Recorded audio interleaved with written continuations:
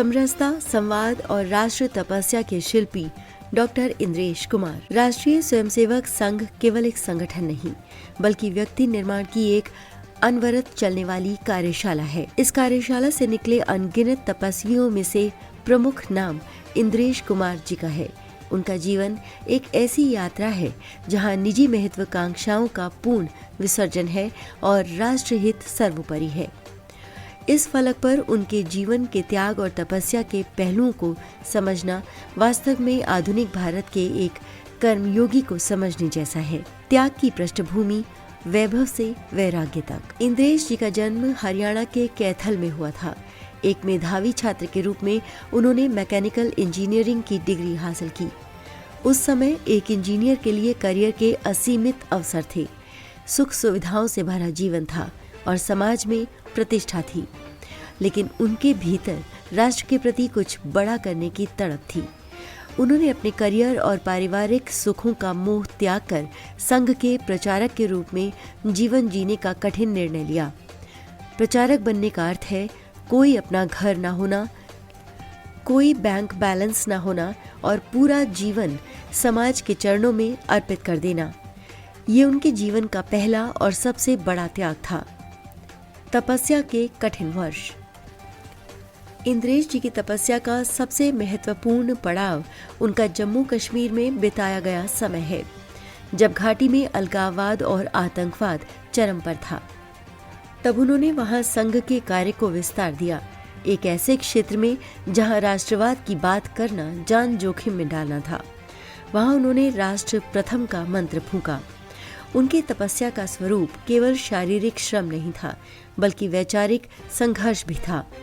उन्होंने विपरीत परिस्थितियों में बिना किसी सुरक्षा के दुर्गम पहाड़ियों और संवेदनशील इलाकों की यात्राएं की।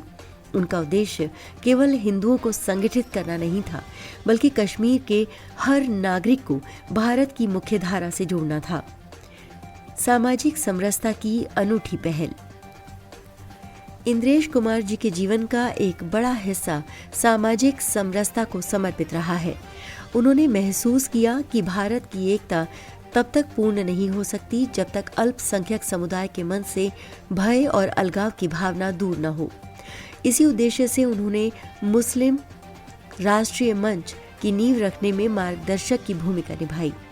ये कार्य किसी कठोर तपस्या से कम नहीं था। उन्हें अपनों के बीच भी आलोचना झेलनी पड़ी और विरोधियों के बीच भी, लेकिन वे अविचलित रहे। उन्होंने एक भारत श्रेष्ठ भारत के सपने को साकार करने के लिए इस्लाम के अनुयायियों को राष्ट्रवाद, गंगा जमुनी तहजीब और भारतीयता के मूल मूल्यों से जोड़ने का भगीरथ प्रयास किया। आज ही मंच देश भर में लाखों मुसलमानों को राष्ट्र निर्माण से जोड़ने का कार्य कर रहा है। राष्ट्र की सुरक्षा। इंद्रेश जी का व्यक्तित्व बहुआयामी है। उन्होंने केवल सामाजिक कार्य ही नहीं किए, बल्कि हिमालय परिवार और भारत तिब्बत सहयोग मंच जैसे संगठनों के माध्यम से भारत की सीमाओं की सुरक्षा और पड़ोसी देशों के साथ सांस्कृतिक संबंधों पर भी बल दिया। वे मानते हैं कि हिमालय केवल बर्फ का पहाड़ नहीं, बल्कि भारत की सुरक्षा का कवच और संस्कृति का उद्गम स्थल है। उनकी इस दूरदर्शिता के पीछे दशकों का अध्ययन और हजारों मील की पैदल यात्राएं शामिल हैं। सादगी और अनुशासन, एक आदर्श प्रचारक। इंद्रेश जी की जीवन शैली को जो भी करीब से देखता है, वो उनकी सादगी का कायल हो जाता है। उनके पास अपनी कोई निजी संपत्ति नहीं है। एक छोटा सा बैग, कुछ जोड़ी कपड़े और देश सेवा का संकल्प, यही है उनकी कुल जमा पूंजी। उनकी वाणी में ओज है, लेकिन व्यवहार में विनम्रता। वो घंटों तक कार्यकर्ताओं की समस्याओं को सुनते हैं और उन्हें समाधान प्रदान करते हैं। संघ में अनुशासन ही तपस्या है। समय पर उठना, प्रार्थना, बैठकें और निरंतर प्रवास। इस उम्र में भी उनकी ऊर्जा युवाओं को मात देती है। ये ऊर्जा उन्हें किसी औषधि से नहीं, बल्कि उनके लक्ष्य के प्रति उनकी अटूट श्रद्धा से मिलती है। आज के दौर में जब व्यक्ति स्व पर केंद्रित है, इंद्रेश कुमार जी सर्व की बात करते हैं। उनका लेख और विचार अक्सर हमें याद दिलाते हैं कि राष्ट्र की मजबूती केवल सेना या अर्थशास्त्र से नहीं, बल्कि नागरिकों के चरित्र और उनके त्याग की भावना से आती है। उन्होंने सिखाया कि धर्म और संप्रदाय से ऊपर उठकर राष्ट्र धर्म ही सर्वोपरि है। इंद्रेश कुमार जी का जीवन स्वयंसेवक शब्द की सार्थकता का प्रमाण है। उनकी तपस्या ने न केवल संघ को मजबूती दी, बल्कि भारतीय समाज में संवाद और समन्वय के नए द्वार खोले।